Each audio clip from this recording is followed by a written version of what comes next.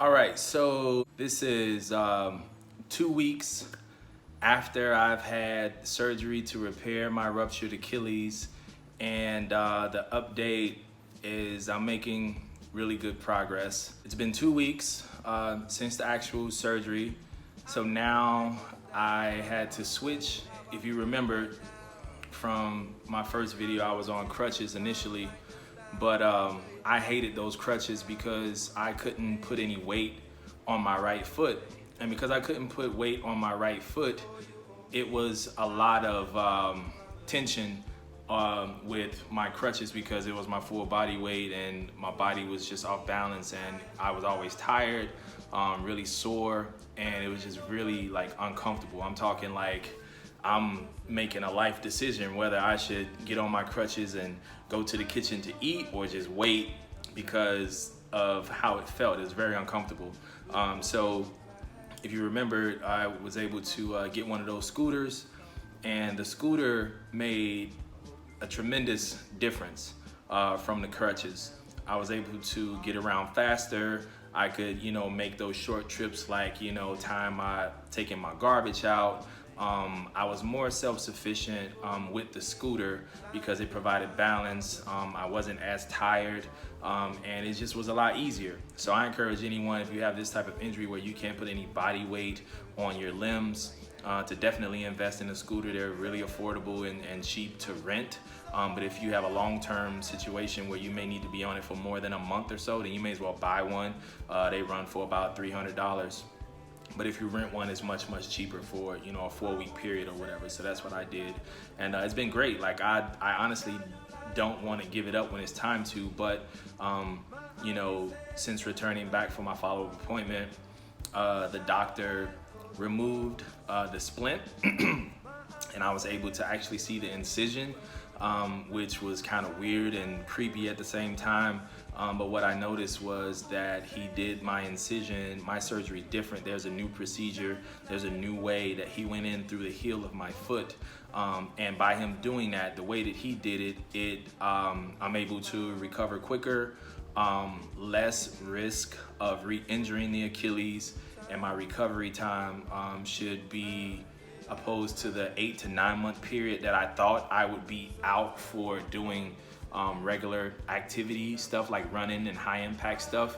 It cuts that time down to maybe 5 to 6 months. And if I'm really aggressive, like I plan to do with my rehab, hopefully before then. So it's not as bad as I thought it would be, because that was the more so the depressing part of the recovery, is the time frame of how long before you can get back to your normal active things. I want to say a couple tips with dealing with this type of injury is, don't stay in the house.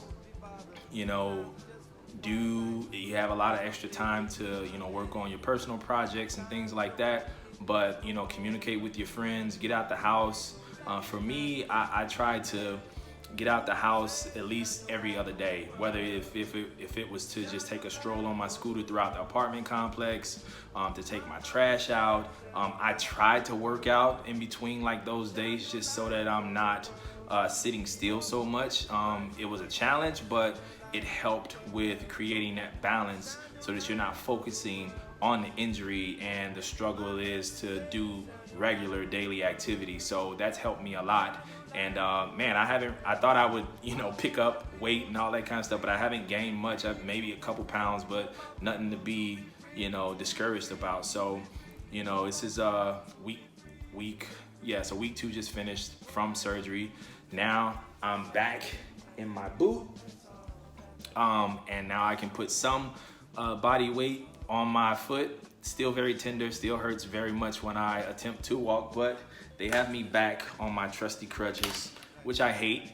But in order for me to get my Achilles stronger and get back into some normalcy with my life, I have to walk with the boot on and the crutches, and then after a week or so, then I'll go down to one crutch because things will get stronger, to eventually within 3 to 4 weeks I'll have no crutches and just the boot.